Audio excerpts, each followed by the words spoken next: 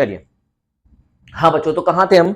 Dimension. Dimension क्या होता है? The dimension of a physical quantity are the power, याद रखिएगा, which are the power to which the units of base quantity the unit of base quantities are raised to represent a derived unit of that quantity is called dimension. बाप रे, रट्टाफिकेशन है ये तो, bookish language है, समझ में तो आई नहीं, हमको भी समझ में नहीं आई, आपको भी समझ में नहीं आई। चलिए, मुझे जो समझ में आया मैं आपको एक्सप्लेन करता हूं। बच्चों, जैसे एग्जाम्पल के तौर पे मान लेते हैं, जैसे आपसे किसी ने कहा कि ये बताइए कि स्पीड की यूनिट क्या होती है, तो आप बताएंगे सर स्पीड की यूनिट तो हमें पता है। मैंने कहा ठीक है बच्चे, बताओ स्पीड की यूनिट होती है।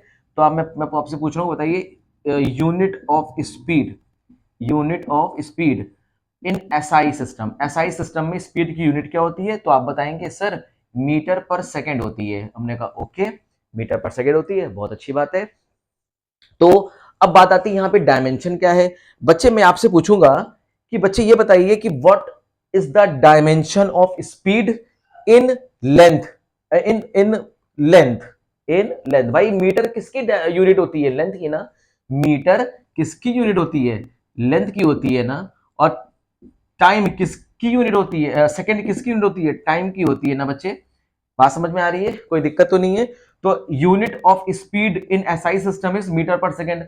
अच्छा, हम इसको ऐसे भी तो कर सकते हैं ना, kilogram to the power 0 multiply by metre per second. अगर हम ऐसा कर दें तो कोई दिक्कत तो नहीं है।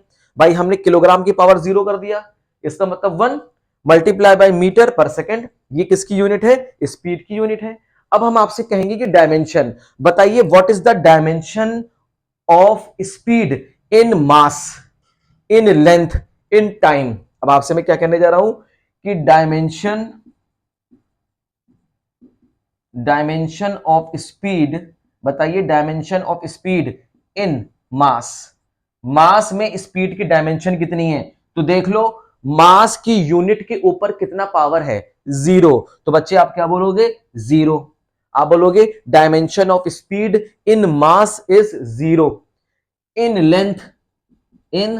लेंथ, अब आप देख लो, लेंथ की जो यूनिट है उस पे पावर कितनी है? लेंथ की यूनिट है मीटर, और मीटर पे पावर कितनी है? 1। तो बच्चे आप यहां क्या बोलोगे? 1। तो मैंने आपसे कहा कि dimension of speed in length is 1 and dimension of speed in mass is 0। अब मुझे बताओ इन टाइम, तो आप क्या बताओगे कि देखो कि टाइम की यूनिट के ऊपर पावर कितना है। तो बच्चे जब टाइम की यूनिट के ऊपर पावर देखोगे, तो अब आप देखो, आप पावर वन मत करना, आप इसको और क्या कर सकते हो? किलोग्राम की पावर 0 मीटर सेकंड की पावर -1, क्योंकि सेकंड को जब ऊपर लेकर आएंगे तो इनवर्स हो जाएगा ना। तो बच्चे ये बताइए कि what is the dimension of speed in time. तो टाइम की यूनिट के ऊपर पावर देखो कितना है? -1। तो बच्चे आप यहां पे क्या बोलोगे? -1। तो ये 0 1 -1 क्या है? ये 0 1 -1 को बोलते हैं dimension of speed in mass length time.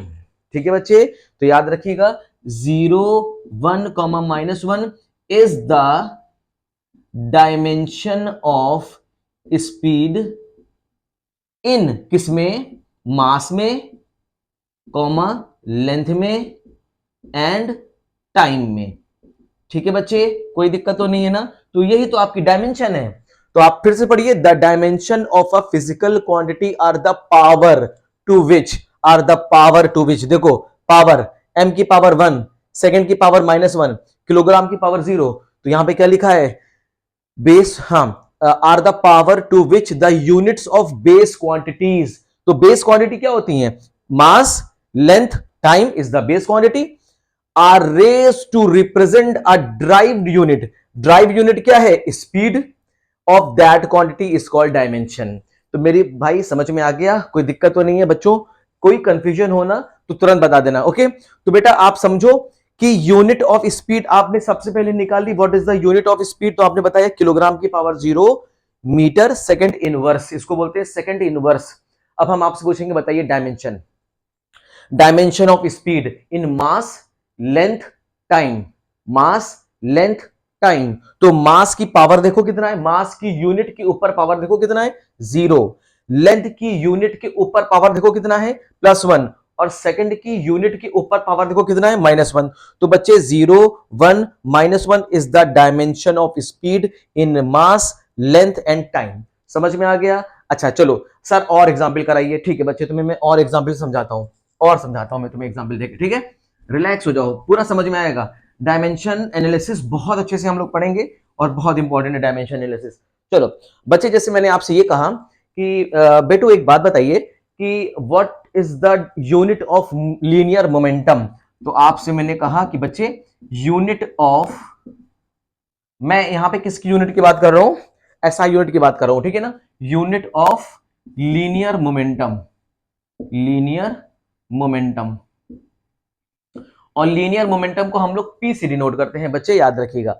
Linear momentum का फॉर्मूला होता है mass into velocity, mass into velocity, ठीक है? ये फॉर्मूला हो गया। अब मैं आपसे कहूंगा बच्चे एक बात बताइए, इस लीनियर मोमेंटम की जरा एसआई यूनिट लिख के दिखाइए।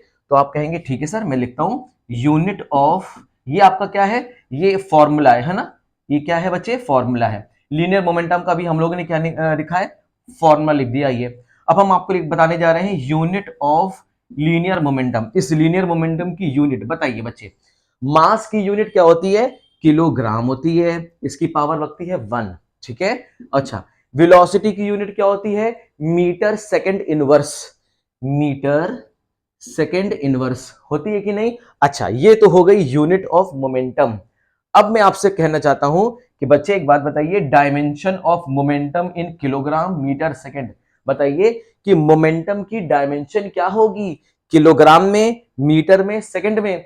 तो आप क्या बताएंगे, डायमेंशन ऑफ मोमेंटम इन, इन पहला किसमें, मास में। बच्चे मास में जब भी देखना डायमेंशन मोमेंटम की, तो मास की यूनिट के ऊपर पावर देखो। मास की यूनिट है किलोग्राम, और किलोग्राम पे पावर कितनी है, 1। तो बच्चे कितना हो गया, 1। अब उसके बाद आओ dimension of momentum in length, आ जाओ लेंथ पे देखते हैं। बच्चे लेंथ की यूनिट क्या होती है, मीटर, मीटर पे पावर कितना है, 1। यहां पे लिख दो 1, ठीक है? समझ में आ गया? इसी तरीके से dimension of momentum in time, time में कितना होगा बच्चे, टाइम की यूनिट होती है सेकंड, और सेकंड के ऊपर पावर देखो कितना है, -1। तो यहां पे क्या लिख दोगे, -1। तो बच्चे ये 1, 1, -1 क्या है, इस 1, 1, -1 को बोलते हैं dimension of linear momentum in mass, length, time. Okay, याद रखिएगा, dimension of linear momentum in mass, length and time is कितना है, 1, 1, -1, 1, 1, -1। कितना आसान है, डायमेंशन समझ में आ गया। तो पहला टॉपिक आपका कवर हो गया, आई मीन सब टॉपिक कह सकते हैं डायमेंशन। तो डायमेंशन की ये तो डेफिनेशन थी, है ना? अपनी इंडियन सिस्टम ये कहती है कि भैया पेपर में अगर डायमेंशन आ गए तो पहले थोड़ा सा डेफिनेशन वगैरह लिख दो। तो डेफिनेशन तुम लिख दो, तुम्हें याद नहीं होता है तो भी कोई बात नहीं, बस तुम्हें समझ में आना चाहिए कि डायमेंशन है क्या। तो डायमेंशन क्या है कि आपको सबसे पहले क्या करना है, देखो मैं तुम्हें बताता हूं क्या करना है। किसी भी फिजिकल पैरामीटर की डायमेंशन निकालना हो तो उस फिजिकल पैरामीटर की एसआई यूनिट लिख दो, ठीक है बच्चे? एसआई यूनिट लिखो, चाहे सीजीएस यूनिट लिखो, चाहे एफपीएस यूनिट लिखो, कोई भी यूनिट लिखो, सिस्टम ऑफ यूनिट से आपको परेशान नहीं होना है। आपने यहां पे एसआई सिस्टम यूज किया है, आप सीजीएस यूज करो, एफपीएस यूज करो, एमकेएस यूज करो, कोई भी यूज करो। तो पहला स्टेप क्या करना, फिजिकल पैरामीटर की यूनिट लिख देना, ठीक है जी? बात समझ में आ गई? अब आपसे कहेगा बताइए डायमेंशन ऑफ मोमेंटम, मोमेंटम की डायमेंशन क्या होगी, मास में, लेंथ में, टाइम में? तो यूनिट लिखने के बाद देख लेना कि यूनिट के ऊपर पावर्स कितनी है। जैसे कि तुमने देखा डायमेंशन ऑफ मोमेंटम इन मास, मास की यूनिट होती है किलोग्राम, और किलोग्राम पे पावर है 1, तो यहां पे लिख देना 1। Dimension of momentum in length, length में, लेंथ की यूनिट क्या होती है, मीटर, मीटर पे पावर कितना है, 1, तो यहां पे लिख देना 1, ठीक है? इसी तरह से टाइम, टाइम की यूनिट क्या होती है बच्चे, सेकंड, और सेकंड पे पावर कितनी होती है, -1, यहां लिख देना -1। तो बच्चे ये सब क्या है, इसे बोलते हैं dimension of momentum in mass, length, time. वही मैंने यहां पे लिखा, dimension of momentum in mass length time is, are लिखो, इज नहीं आर, 1,1,-1। आसान है, समझ में आ गया ना, बहुत इजी है। चलो तुम्हारे लिए एक और एग्जाम्पल मैं देता हूं, तुम थोड़ा सा करो और बताओ क्या होगा, ठीक है। चलो चलो मैं तुमसे पूछता हूं कि बेटे एक बात बताइए कि हाँ, जो फॉर्मूला आपको पता है, जो आपने क्लास 9-10 में फॉर्मूला पढ़ के आए हैं, हम उसी फॉर्मूले का ही यूज करेंगे, है ना। चलिए, हमने आपसे कहा बेटू एक बात बताइए, work done, what will be the what will be the dimension of work done in mass length time. आपसे मैंने पूछा what will be the dimension of work done in mass length and time, ठीक है। ये मेरा question है आपसे, आपसे मैंने क्वेश्चन कर दिया what will be the dimension of work done in mass length time. तो आप करोगे, बहुत आसान है सर, मुझे तो वर्क डन का फॉर्मूला पता है, वर्क डन बराबर होता है force into displacement, force into displacement. But इस बात का ध्यान रखिएगा, displacement should be the along the direction of force होना चाहिए, the particle should be displace along the direction of force. तब आपका हो जाएगा वर्क डन बराबर फोर्स मल्टीप्लाई बाय डिस्प्लेसमेंट। तो आपका सबसे पहला काम क्या है, फॉर्मूला लिखने का। उसके बाद दूसरा स्टेप आपके पास क्या है, आप यूनिट लिखोगे, यूनिट ऑफ वर्क डन। अब यूनिट जब भी लिखना है ना, तो आप टेंशन मत लेना कि एसआई यूनिट लिखें कि एमकेएस लिखें कि सीजीएस लिखें, कुछ भी लिखो, तुम्हारी मर्जी है। चलो हम एमकेएस या एसआई लिख लेते हैं, ठीक है। तुम कहोगे तो हम सीजीएस भी लिख देंगे मेरे बच्चे, चलो सीजीएस लिख के देख लें। चलो सीजीएस लिखते हैं, unit of work done in CGS system. बच्चे देखो, फोर्स की यूनिट क्या होती है बच्चे, ग्राम सेंटीमीटर डॉट सेकेंड की पावर -2। बिल्कुल मानते हो ना, बिल्कुल कोई दिक्कत तो नहीं है। मल्टीप्लाई बाय डिस्प्लेसमेंट की यूनिट होती है सेंटीमीटर, कोई बच्चे की दिक्कत तो नहीं है। तो वर्क डन की यूनिट क्या हो जाएगी मेरे प्यारे, ये होगी gram centimetre square dot second की पावर -2। बेटा कंफ्यूजन तो नहीं हो रहा है, समझ में आ रहा है ना। ये किसकी यूनिट है, ये वाली यूनिट है फोर्स की सीजीएस यूनिट, और ये किसकी यूनिट है, डिस्प्लेसमेंट की सीजीएस यूनिट। तो सेंटीमीटर को सेंटीमीटर से मल्टीप्लाई करेंगे, सेंटीमीटर स्क्वायर। ये माइनस का साइन नहीं है, ये मल्टीप्लाई का साइन है, याद रखना। तुम लोग सोचो कि माइनस का साइन है, नहीं, ये मल्टीप्लाई का साइन होता है, ठीक है।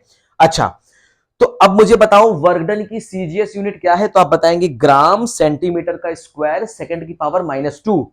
अब यहां पे मेरा क्वेश्चन क्या था, what will be the dimension of work done in mass length time. तो अब आप तुम बढ़िया तरीके से बता दोगे, dimension of work done in mass. बच्चे मास में निकालोगे तो सबसे पहले क्या देखना, मास की यूनिट के ऊपर पावर, मास की यूनिट है ग्राम, और ग्राम के ऊपर पावर कितना है 1, तो यहां लिख देना 1, ठीक है बच्चे। उसके बाद डायमेंशन ऑफ वर्क डन इन किस में पूछा गया है, लेंथ में। तो मेरे प्यारे बच्चे लेंथ की यूनिट क्या है, सेंटीमीटर, और सेंटीमीटर पे पावर कितना है देखो 2, तो यहां पे क्या लिख देना 2। बोलो आसान है ना। इसी तरह से आगे क्या पूछा गया, टाइम। तो dimension of work done in time, बच्चे डायमेंशन की यूनिट के ऊपर पावर कितना है जरा देखना, -2, तो यहां पे क्या लिख देना, टाइम -2। तो मेरे प्यारे बच्चे ये क्या है, 1,2, -2 is the dimension of work done in mass length time. Okay, तो यहां पे लिख देना आंसर, क्या लिखोगे, dimension of work done in mass length and time will be, बताओ 1,2, -2। कितना आसान है, समझ में आ गया, देखो कितना इजी है ना। डायमेंशन समझ में आ गया, होप सो कि आपको डायमेंशन समझ में आ गया होगा। अब आप अपने बुक से क्वेश्चंस निकालिएगा और आराम से करिएगा, ठीक है। तो यहां पे इस तरह से आपसे पूछा जा सकता है कि डायमेंशन वगैरह क्या होगा, डायमेंशन ऑफ फिजिकल क्वांटिटीज, है ना। तो इन बेस क्वांटिटीज, तो ये क्या है, डायमेंशन ऑफ फिजिकल क्वांटिटीज, या आप ऐसे बोल सकते हैं dimension of physical quantities in base units, ये मास लेंथ टाइम क्या है, बेस क्वांटिटीज है ना, तो बेस क्वांटिटी की पहली बेस यूनिट देखना पड़ेगा ना, बेस क्वांटिटी की बेस यूनिट देखना पड़ेगा, उसके ऊपर की पावर देखना पड़ेगा। ठीक है बच्चे, बात समझ में आ रही है? तो होप सो कि आपको यहां पे बात समझ में आ गई है कि डायमेंशन क्या होता है। अब बात करते हैं ये डायमेंशन फॉर्मूला क्या होता है।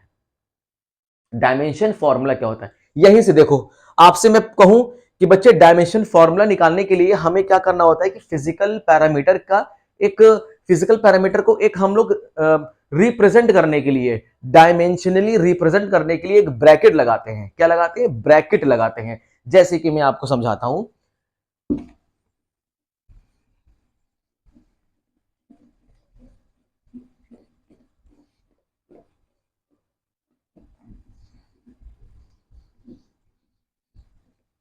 बच्चों देखिए, यहां पे डायमेंशनल फॉर्मूला क्या है, the expression which shows what will be the dimensional formula. Dimension formula states that the expression which shows how and which of the base quantities represent a physical quantity is called the dimensional formula of that physical quantity. Sir समझ में नहीं आया मुझे भी समझ में नहीं आया, खैर अब बुक की डिफिनेशन ऐसी ही लिखी होती है, खैर मैं समझाता हूं। डायमेंशनल फॉर्मूला क्या होता है बच्चे? डायमेंशनल फॉर्मूला को रिप्रेजेंट करने के लिए ना हमें एक रिप्रेजेंटेशन चाहिए। क्या चाहिए? Physical representation. Physical representation. और फिजिकल रिप्रेजेंटेशन हम कैसे करते हैं? We use bracket. हम क्या यूज करते हैं बच्चे? ब्रैकेट यूज करते हैं। जैसे कि फॉर एग्जांपल आपसे मैंने कहा बच्चे मास, हमने कहा मास, मास को हम कैसे रिप्रेजेंट करेंगे? कैपिटल एम से रिप्रेजेंट करेंगे। ये इसका रिप्रेजेंटेशन है, फिजिकल रिप्रेजेंटेशन है। बट इसका डायमेंशनली रिप्रेजेंटेशन क्या होगा? हम इस पे ब्रैकेट लगा देंगे। क्या लगा देंगे? ब्रैकेट। इससे हमें यह पता चलेगा कि मास को ये रिप्रेजेंट करने का तरीका है, मास को डायमेंशनली रिप्रेजेंट करने का तरीका है। मास का कैपिटल एम और उसको ब्रैकेट के अंदर लिख देंगे, तो ये क्या होता है? Dimensional representation. Dimensional representation, representation ठीक है। इसी तरह से मैंने कहा बच्चे लेंथ, तो आप कहोगे सर लेंथ को हम डिनोट करते हैं कैपिटल एल से, बट इसको डायमेंशनली कैसे रिप्रेजेंट करेंगे? ब्रैकेट के अंदर लिख देंगे, तो ये आपको क्या हो जाएगा? डायमेंशनली रिप्रेजेंटेशन हो जाएगा। इसी तरह से टाइम मैंने बताया था, टाइम बच्चे टाइम को कैसे रिप्रेजेंट करेंगे? डायमेंशनली। इसको हम कैपिटल टी से करेंगे, है ना। जब मैं आपको फंडामेंटल फिजिकल क्वांटिटी पढ़ा रहा था ना, तो आपको याद होगा मैंने इस तरह से ब्रैकेट वाली फिजिकल क्वांटिटीज लिखी थी। तो ये सब क्या होता है? डायमेंशनल रिप्रेजेंटेशन होता है ऑफ मास, लेंथ, टाइम। मैंने टेम्परेचर का बताया था, करंट का बताया था, मैंने ल्यूमिनस इंटेंसिटी का बताया था, अमाउंट ऑफ सब्सटेंस का बताया था। तो ये बेस क्वांटिटीज हैं। ये क्या है बच्चे? बेस क्वांटिटीज हैं।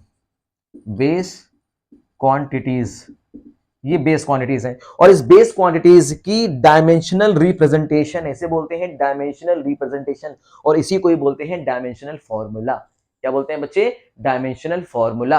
अब देखो, अब ये तो तुम, ये बेस क्वांटिटी तो तुम याद रखना, ठीक है। अच्छा, अब मैं तुमसे अगर पूछूं कि बताओ फटाफट से स्पीड का डायमेंशनल फॉर्मूला क्या होगा, तो तुम कहोगे सर स्पीड का डायमेंशनल फॉर्मूला बहुत आसान है, हम निकाल लेंगे। स्पीड बराबर फॉर्मूला क्या होता है? स्पीड बराबर होता है डिस्टेंस अपॉन टाइम। क्या होता है? डिस्टेंस अपॉन टाइम होता है। भाई डिस्टेंस मतलब लेंथ, और लेंथ का डायमेंशनल रिप्रेजेंटेशन क्या है? एल। और टाइम का डायमेंशनल रिप्रेजेंटेशन क्या है? टी। ठीक है बच्चे, तो ये क्या है? अब टी को जब हम ऊपर लेके जाएंगे तो ये क्या हो जाएगा? एल टी की पावर -1, इसको लगा दो ब्रैकेट के अंदर। तो बच्चे इसे क्या बोलते हैं? इसे बोलते हैं डायमेंशनल फॉर्मूला। क्या बोलेंगे? Dimensional formula. और जब डायमेंशनल फॉर्मूले को उसकी फिजिकल पैरामीटर के बराबर लिखा जाता है तो इसको बोलते हैं डायमेंशनल इक्वेशन। फिर से सुनो, इसे क्या बोलेंगे? This is only this, this is called dimensional formula. Dimensional formula, ठीक है प्यारे बच्चे। और जब डायमेंशनल फॉर्मूले को उसकी फिजिकल क्वांटिटी के बराबर लिखा जाता है तो इसे क्या बोलेंगे? Dimensional equation. सो लिखो, when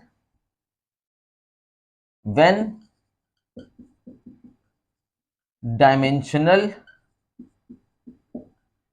formula is written with its physical quantity, with its physical quantity, then it is called, dimensional equation।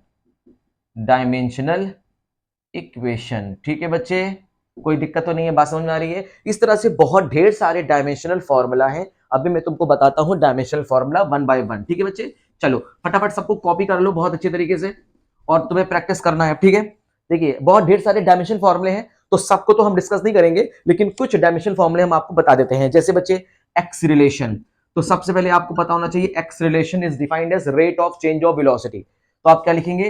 Rate of change of velocity. ठीक है, this is called the rate of change of velocity. बेटा change of velocity, इसकी dimensional formula, velocity का dimension formula क्या होता है? L T minus one होता है, अभी तुमने इससे पहले देखा। और टाइम का, चेंज इन टाइम का डायमेंशन फॉर्मूला क्या होता है? टी। चाहे टाइम बोल दे चाहे चेंज इन टाइम बोल दे, दोनों का डायमेंशनल फॉर्मूला टी ही रहेगा। चाहे वेलोसिटी बोल दे चाहे चेंज इन वेलोसिटी बोल दे, दोनों का dimensional formula L T minus one ही रहेगा। ठीक है, चलो इस टी को ऊपर लेके जाओगे तो क्या हो जाएगा? L T minus two. ठीक है बच्चे, तो ये क्या है? इसे बोलते हैं डायमेंशनल फॉर्मूला। और जब डायमेंशनल फॉर्मूले को उसकी फिजिकल क्वांटिटी के बराबर लिखा जाता है तो इसे क्या बोलते हैं? Dimensional equations. इसे क्या बोलेंगे बच्चे? Dimensional equation. ठीक है, कोई कंफ्यूजन तो नहीं हो रही है ना? समझ में आ रहा है? बहुत बढ़िया। इसी तरह से बेटा को तुमसे मैं पूछूं, बताओ मोमेंटम, मैं तुमसे पूछूं लीनियर मोमेंटम, लीनियर मोमेंटम, तो लीनियर मोमेंटम का फॉर्मूला क्या होता है? लीनियर मोमेंटम का फॉर्मूला होता है mass into change in velocity. क्या होता है? Mass into change in velocity, यही तो होता है ना। और मास का डायमेंशनल फॉर्मूला क्या होता है? कैपिटल एम को ब्रैकेट के अंदर लिख देते हैं, यह है डायमेंशनल रिप्रेजेंटेशन। और चेंज इन वेलोसिटी का क्या होता है बच्चे? L T minus one. तो इसको जब अंदर मल्टीप्लाई करो तो क्या हो जाएगा? M L T minus one. ठीक है, तो ये हो गया dimensional formula. This is the dimensional formula. और जब डायमेंशनल फॉर्मूले को उसकी फिजिकल क्वांटिटी के बराबर लिखा जाता है तो इस इक्वेशन को बोलेंगे डायमेंशनल इक्वेशन। तो बेटा ये किसका रिप्रेजेंटेशन है? डायमेंशनल फॉर्मूले का रिप्रेजेंटेशन है। ठीक है, अच्छी बात है, समझ में आ रहा है ना? अच्छा, मान लीजिए आपसे, और ये तो आपका हो गया टू, ये हो गया थ्री, मान लीजिए आपसे फोर कहा गया कि प्रेशर, प्रेशर का जरा डायमेंशनल फॉर्मूला लिखना। तो आपको पता है प्रेशर बराबर क्या होता है बच्चे? प्रेशर बराबर होता है फोर्स पर यूनिट एरिया, है ना? Force per unit area. अब बात आती है सर फोर्स की डायमेंशन क्या होती है? बहुत आसान है, फोर्स का फॉर्मूला क्या होता है? Mass into acceleration divided by area. बोलो है कि नहीं? अच्छा ये बताओ, मास इंटू एक्सीलरेशन, ओके, मास का तो हो जाता है किलोग्राम, अरे सॉरी, मास का डायमेंशन क्या होता है? पहले बताओ एक्सीलरेशन का क्या होता है? अभी मैंने एक्सीलरेशन का बताया, change in velocity upon change in time. तो बच्चे एक बात बताइए, हम यहां से मास के डायमेंशनल फॉर्मूला लिख सकते हैं। मास का क्या होता है? कैपिटल एम ब्रैकेट के अंदर, ये तो तुम जानते हो ना। और एक्सीलरेशन को तुमने अभी लिखा है, देखो एल टी माइनस टू, लिख दो फटाफट से एल टी माइनस टू। और बच्चे एरिया, एरिया क्या होता है? Length into breadth. अच्छा ब्रेथ भी तो लेंथ होती है ना, तो लेंथ इंटू लेंथ मतलब लेंथ इंटू लेंथ मतलब एल टू, है ना? तो आप क्या लिखेंगे? ब्रैकेट के अंदर एल टू लिख देंगे। अब बच्चे ये देखो एल टू है, जब ये ऊपर जाएगा तो एक एल एक स्क्वायर से कैंसिल, पता है ना तुम्हें? ये जैसे लिखा है ए अपॉन ए स्क्वायर, तो एक ए स्क्वायर से कट जाता है, बचता है वन अपॉन ए। और जब ये ऊपर जाता है तो ये माइनस में हो जाता है ना? मैथमेटिक्स में आपने किया होगा ये। तो बच्चे एक एल तो एक स्क्वायर कट जाएगा, तो ये जब एल ऊपर जाएगा तो क्या बचेगा? M L minus T minus two. ठीक है प्यारे बच्चे, ये है डायमेंशनल फॉर्मूला ऑफ प्रेशर। ठीक है, इसी तरह से आपसे कहा गया कि बताइए ये क्या है? ये क्या है? ये है डायमेंशनल फॉर्मूला ऑफ फोर्स। ये फोर्स का डायमेंशनल फॉर्मूला है। आपसे कह सकता है कि फोर्स, फोर्स का डायमेंशनल फॉर्मूला क्या होगा? फोर्स बराबर होता है मास इनटू एक्सीलरेशन। मास का डायमेंशनल फॉर्मूला है कैपिटल एम, और एक्सीलरेशन का डायमेंशनल फॉर्मूला है एल टी माइनस टू। तो ये हो जाएगा M L T minus two. अभी बहुत ढेर सारा है, चलिए अभी और कराते हैं आपको हम। ठीक है, तो डायमेंशनल फॉर्मूले को आपको हर कीमत पे लर्न करना है। और देखो ये एक बार में लर्न नहीं होगा, ये धीरे धीरे लर्न होगा। जैसे जैसे आप फिजिकल पैरामीटर से अवेयर होते जाएंगे वैसे वैसे आप इसकी एसआई यूनिट, सीजीएस यूनिट और डायमेंशनल फॉर्मूले को लर्न करते जाएंगे। ठीक है, चलिए इसी तरह से हम लोग और देखते हैं डायमेंशनल फॉर्मूला। आपसे मैंने कहा कि बेटा एक बात बताइए, डेंसिटी का डायमेंशनल फॉर्मूला क्या होता है? डेंसिटी का, तो आप क्या बोलेंगे? सर डेंसिटी का फॉर्मूला होता है density is equal to mass upon volume, mass upon volume. मैं बोलूंगा बेटा जरूरी तो नहीं है ना, हमारे फिजिक्स में बहुत डेंसिटी डिफाइंड है, इसे बोलते हैं मास वॉल्यूम डेंसिटी। क्या बोलते हैं? Mass volume density. याद रखिएगा, इसे बोलेंगे मास वॉल्यूम डेंसिटी। एक डेंसिटी और होती है जिसे बोलते हैं लीनियर मास डेंसिटी, दूसरी होती है एरिया मास डेंसिटी, और ये तीसरी है मास वॉल्यूम डेंसिटी। चलो एक एक करके डिस्कस करेंगे, ठीक है ना। इसे बोलते हैं मास वॉल्यूम डेंसिटी। बच्चे मास के डायमेंशनल फॉर्मूला क्या होता है? Capital M. और वॉल्यूम मतलब होता है लेंथ ब्रेथ हाइट। तो लेंथ ब्रेथ हाइट मतलब एल एल एल मतलब एल की पावर 3, तो ये हो गया एल की पावर 3, ठीक है। इसको जब ऊपर लेके जाएंगे तो एम एल माइनस 3 हो जाएगा। तो बच्चे ये किसका डायमेंशनल फॉर्मूला है? डेंसिटी का। नहीं, अभी पूरा नहीं हुआ है, हमें मास लेंथ और टाइम को सबको लिखना है। भले ही भले ही इसमें टाइम नहीं हो, लेकिन हमको टाइम को भी लिखना है। भले ही टाइम की पावर 0 कर दो, कोई दिक्कत नहीं है। यहां पे हम इसको लिख सकते हैं एम एल की पावर -3 टी की पावर 0। बेटा अब तुम्हारा ये पूरी तरीके से वैलिड है। This is the dimensional formula of density. यहां पे टाइम नहीं था ना, हमने टाइम की पावर 0 कर दिया, कोई दिक्कत नहीं है। और टी की पावर 0 कितना होता है? 1। लेकिन हमें सब कुछ लिखना पड़ेगा, मास भी लिखना पड़ेगा, लेंथ भी लिखना पड़ेगा, टाइम भी लिखना पड़ेगा, ठीक है। जैसे जैसे आपसे कहा गया, मान लीजिए आपसे कहा गया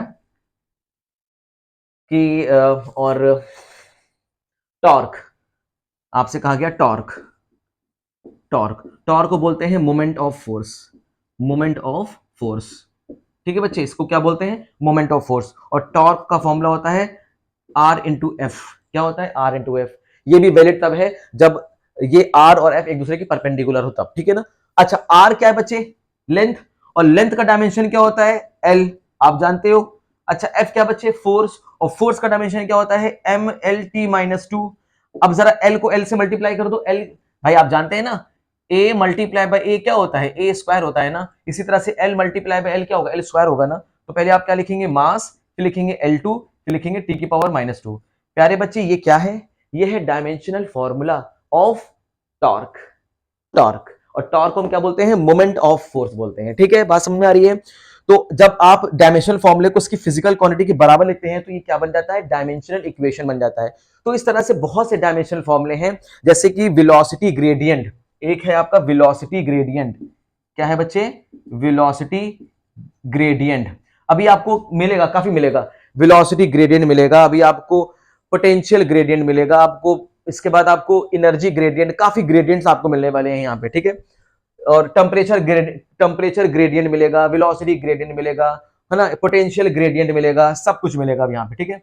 वेलोसिटी ग्रेडियंट, अब क्या होता है वेलोसिटी ग्रेडियंट? जरा देखिए, वेलोसिटी ग्रेडियंट का फॉर्मूला होता है change in velocity per unit length.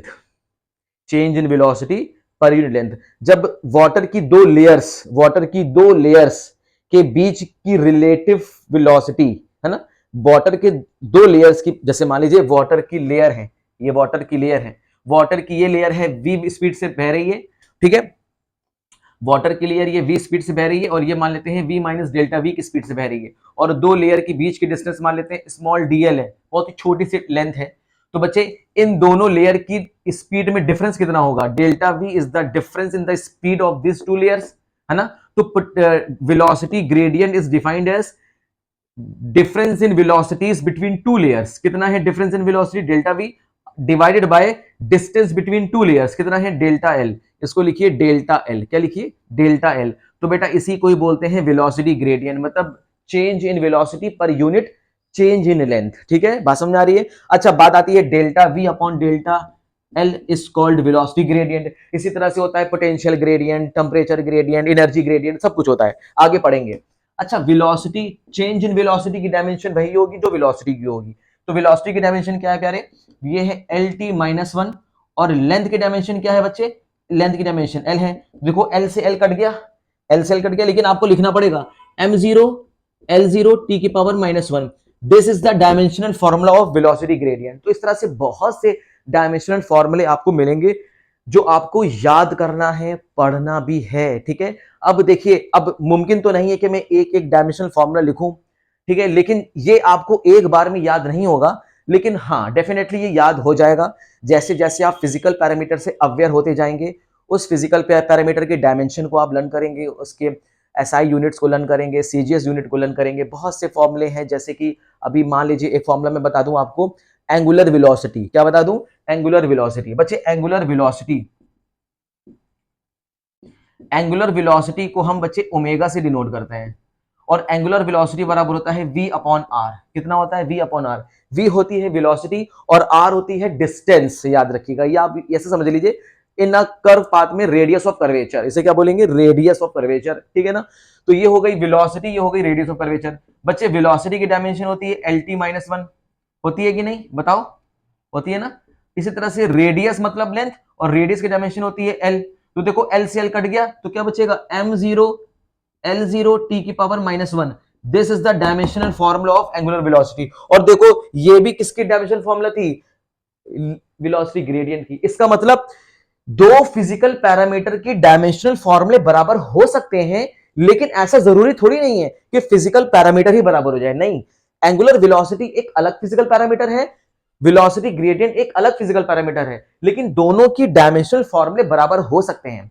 तो याद रखिएगा, बहुत से ऐसे फिजिकल पैरामीटर अभी आगे आएंगे जिसके डायमेंशनल फॉर्मूले बराबर होंगे, लेकिन वो फिजिकल पैरामीटर बराबर नहीं होगा, वो अलग अलग फिजिकल पैरामीटर होगा। अब इसके बाद हम एक पीडीएफ आपको दिखाएंगे, पीडीएफ के थ्रू दिखाएंगे सारे फिजिकल पैरामीटर के डायमेंशनल फॉर्मूलेज। ठीक है? अलग अलग फिजिकल पैरामीटर के बहुत ढेर सारे डायमेंशन फॉर्मूले हैं।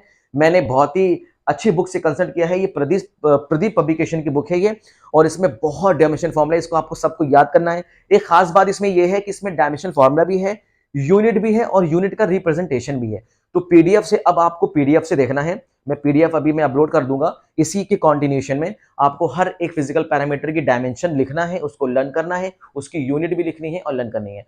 तो बच्चों ये डायमेंशन फॉर्मूला और डायमेंशनल इक्वेशन क्या होती है समझ में आ गया। तो डायमेंशनल इक्वेशन क्या होती है? जब डायमेंशनल फॉर्मूले को उसकी फिजिकल पैरामीटर के बराबर हम लिखते हैं तो इससे बोलते हैं डायमेंशनल इक्वेशन। ठीक है, समझ में आ गया?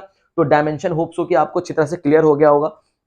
अब हम और ढेर सारे डायमेंशन पढ़ेंगे, हालांकि हमारे पास इतना भी टाइम नहीं है कि हम एक एक फिजिकल पैरामीटर को डायमेंशन, आपके फिजिकल पैरामीटर की डायमेंशन को आपको बताएं। आपको होप्स हो कि समझ में आ गया। और देखो, एक बार में बच्चे लर्न नहीं होगा, ये धीरे धीरे लर्न होगा, और जैसे जैसे आप फिजिकल पैरामीटर से अवेयर होते जाएंगे ना, वैसे वैसे चीजें आपको लर्न होती जाएंगी। ठीक है? होप्स हो की बात समझ में आ गई होगी।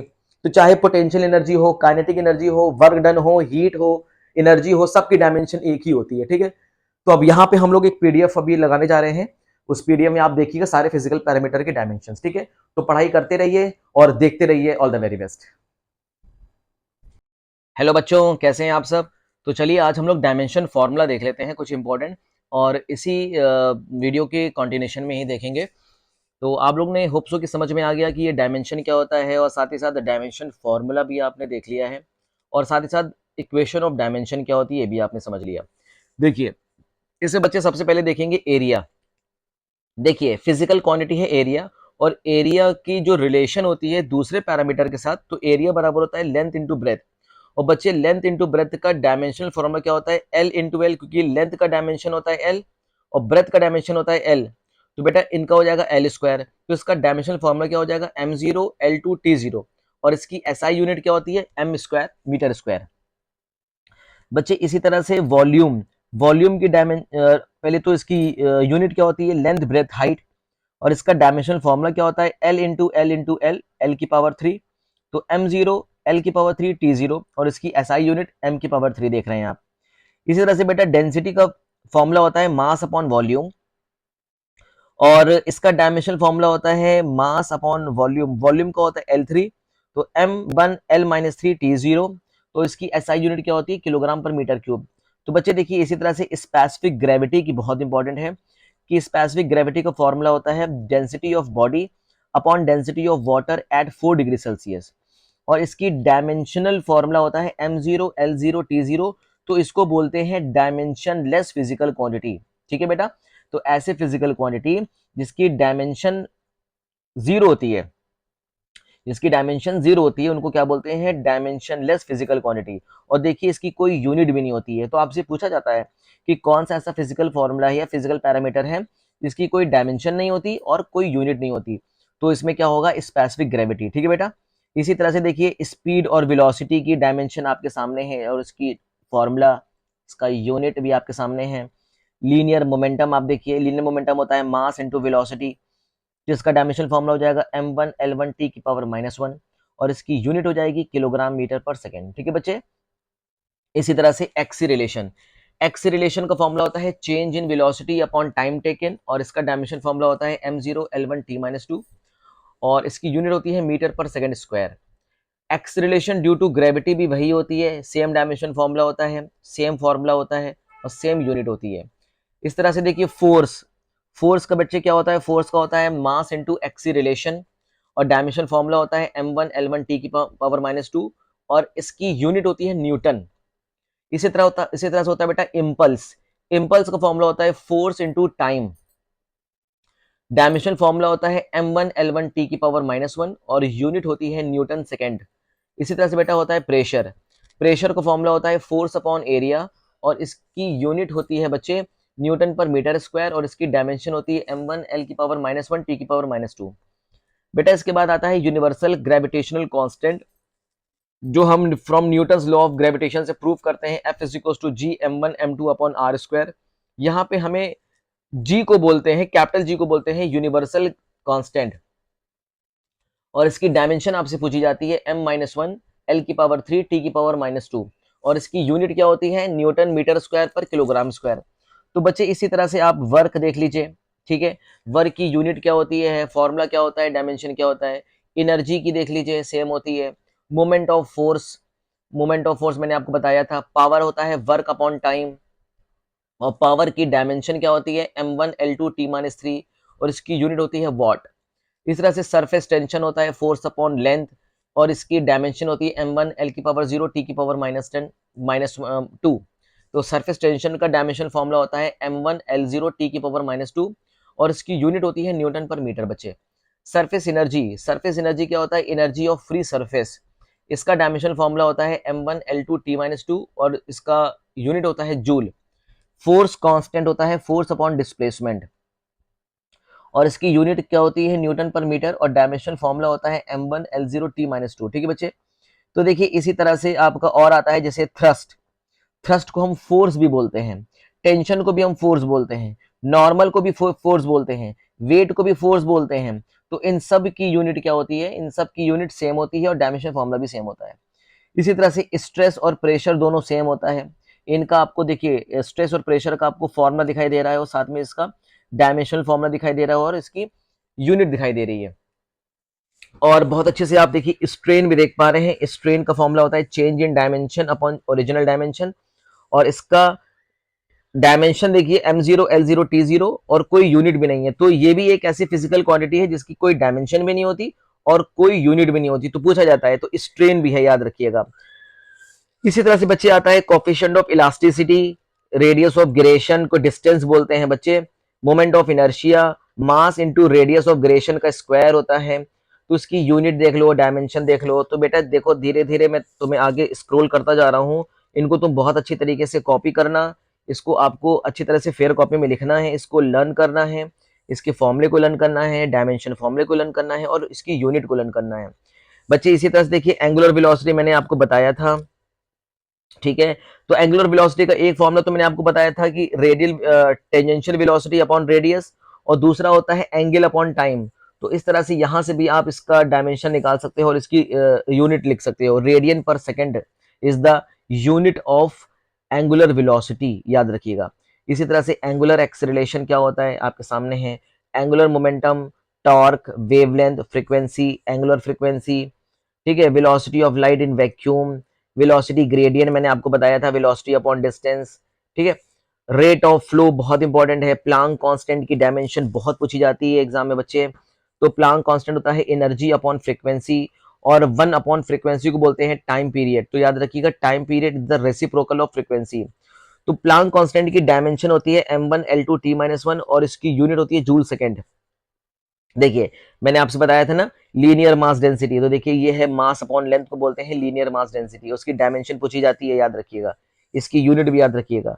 फिर आपका आता है distance travelled in nth second. nth second में कितना डिस्टेंस ट्रेवल हो रहा है, डिस्टेंस अपॉन टाइम। ठीक है बच्चे, तो इस तरह से डायमेंशन आप अच्छी तरह से देखिएगा। फिर एवोगाड्रो नंबर की आपसे डायमेंशन पूछी जाती है, तो ये डायमेंशन लेस होता है लेकिन इसकी यूनिट क्या होती है, मोल इनवर्स। तो याद रखिएगा, पूछा जाता है कौन सा ऐसा फिजिकल पैरामीटर है जिसकी डायमेंशन तो नहीं होती है लेकिन यूनिट होती है, तो आप क्या बताएंगे, एवोगाड्रो नंबर, ठीक है ना, नंबर ऑफ एटम्स पर मॉलिक्यूल इन 1 ग्राम एटम। इसी तरह से रेनॉल्ड नंबर की डायमेंशन याद रखो, फॉर्मूला याद रखो, यूनिट कोई यूनिट नहीं होती है। रिडबर्ग कांस्टेंट बहुत इंपॉर्टेंट है बच्चे। Coefficient of viscosity, kinematic viscosity, specific volume, surface potential, refractive index. बच्चे आप इसको पॉज कर लेना, आप इसको पॉज करके बहुत अच्छे से लिखना। देखो अभी तो सिर्फ और सिर्फ फॉर्मल लिख लो, डायमेंशन लिख लो और तुम यूनिट लिख लो। जब एक एक चैप्टर में हम इन सारे फिजिकल पैरामीटर को पढ़ेंगे ना, तो बहुत ही डेप्थ में पढ़ेंगे और बहुत ही अच्छे से पढ़ेंगे, आपको बहुत बढ़िया तरीके से समझ में आ जाएगा एक एक फिजिकल पैरामीटर, ठीक है। इसी तरह से kinetic energy, potential energy, rotational kinetic energy, pressure energy, pressure gradient, trigonometrical ratios की कोई यूनिट नहीं होती और कोई डायमेंशन भी नहीं होती।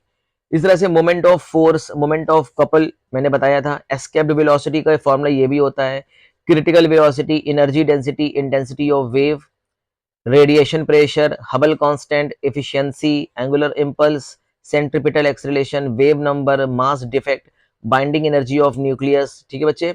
इसी तरह से heat dimension formula and SI unit of thermal quantities, heat हो गया, टेम्परेचर है, लेटेंट हीट है, specific heat capacity, internal energy, mechanical equivalent of heat, gas constant है, Boltzmann constant, coefficient of thermal conductivity, वीन्स constant, Stefan's constant, heat capacity और entropy, coefficient of thermal expansivity.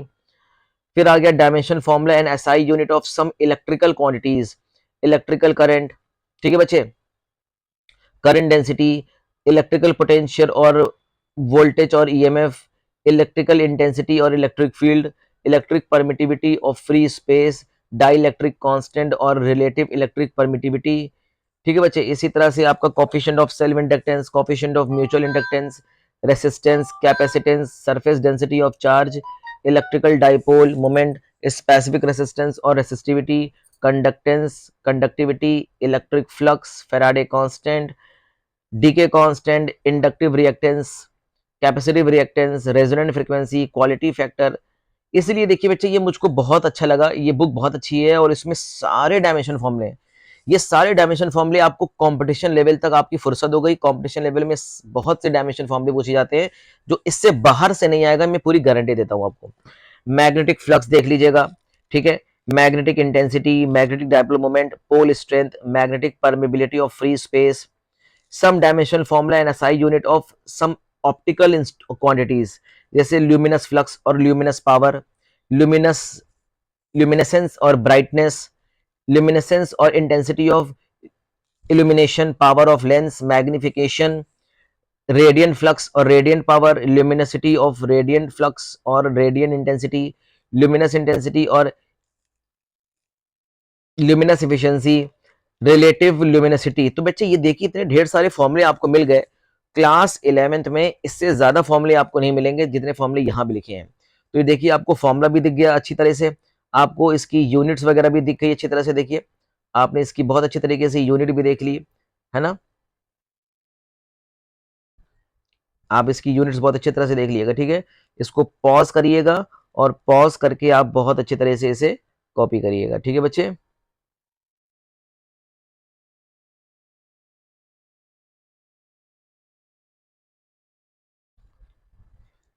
देखिए, आपको धीरे धीरे याद होगा, इतनी जल्दी तो मुझे पता है लर्न नहीं कर पाएंगे आप, क्योंकि थोड़ा सा बड़ा भी है, बहुत ढेर सारा है ना, क्योंकि आपको और भी बाकी सारे काम होते हैं। लेकिन इसको भी आपको नज़रअंदाज नहीं करना है, ये भी आपको चीज़ों को अच्छी तरह से आपको लर्न करना है, बार बार प्रैक्टिस करनी है, तभी चीज़ें आएंगी और तभी आप याद भी कर पाओगे बच्चे, वरना फिर आप ऐसे याद नहीं कर पाओगे, ठीक है। तो देखिए, मैं स्क्रॉल करते करते ऊपर जा रहा हूँ ताकि आप आराम से पॉज करके आप नोट कर लें। इसको नोट ज़रूर कर लीजिएगा। देखिए, अब इसको हम अगर बोर्ड पे लिखते हैं ना, तो फिर बहुत टाइम लग जाता है। इस वजह से मैंने इसको इस तरह से पीडीएफ बनाकर मैंने अपलोड कर दूंगा मैं इसमें, इसी कंटिन्यूएशन में। तो बच्चे पढ़ाई करते रहिए और अच्छी तरह से पढ़ाई करते रहिए। All the very best.